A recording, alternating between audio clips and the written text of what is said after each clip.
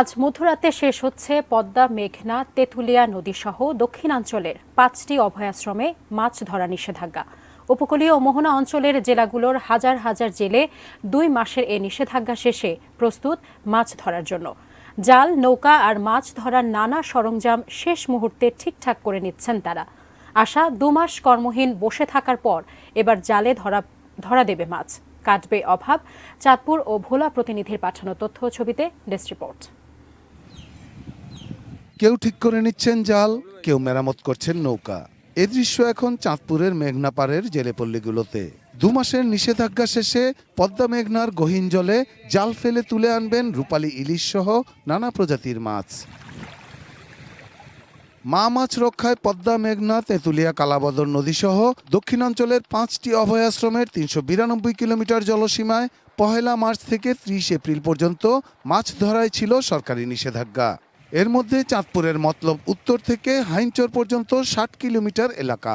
জেলায় নিবন্ধিত জেলে প্রায় ৪৫,০০০, তবে বাস্তবে এ সংখ্যা আরও বেশি।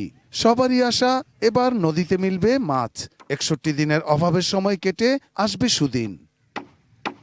নৌকা রেডি করছি, মেরামত করছি, ইঞ্জিন মেরামত করছি, প্রায় টাকা ৫০,০০০ টাকার মতো গেছে। নদীতে তো মাছ যদি থাকে, আল্লাহ যদি দেয়, তাহলে দেনা দেওয়ার মতন সম্ভব হইব, নাইলে তো অসম্ভব। প্রশাসন জানিয়েছে এবার নিষেধাজ্ঞার সময়ে নদীতে ২৪ ঘন্টা ছিল কঠোর নজরদারি। মৎস্য কর্মকর্তারা জানান, ইলিশের আহরণ এবার লক্ষ্যমাত্রার চেয়েও বেশি হবে। অন্য যে কোনো সময়ের তুলনায় এই বছর অভিযান অত্যন্ত সফল হয়েছে এবং আমরা আশাবাদী যে এই অভিযানের ফলে আগামীতে আমাদের দেশে ইলিশ সম্পদ অনেকাংশে বৃদ্ধি পাবে। ইলিশ উৎপাদনটা আমরা যেটা মনে করছি যে জাতীয় যে উৎপাদন লক্ষ্যমাত্রা নির্ধারণ করা হয়েছে ৬ লক্ষ মেট্রিক টন, সেটারও চেয়েও অনেক বেশি উৎপাদন হবে। একই ছবি দ্বীপ জেলা ভোলার জেলেপল্লীতেও। জেলার মেঘনা ও তেঁতুলিয়া নদীর ১৯০ কিলোমিটারে ২টি অভয়াশ্রম। নিবন্ধিত জেলে ১,৭০,০০০। ধার দেনা করে চলেছে সবার সংসার। জাল নৌকাও ঠিকঠাক করেছেন ঋণ নিয়ে। তবুও সব দুঃখ আর অনটন ঘুচে যাবে যদি জালে ধরা পড়ে মাছ।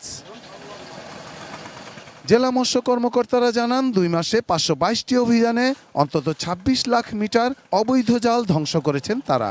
হয়েছে জেল জরিমানাও। মা মাছ রক্ষায় তাদের কার্যক্রম সফল হওয়ায় এবার জালে উঠবে পর্যাপ্ত ইলিশ। Shahidul Rana, desk report, ATN news.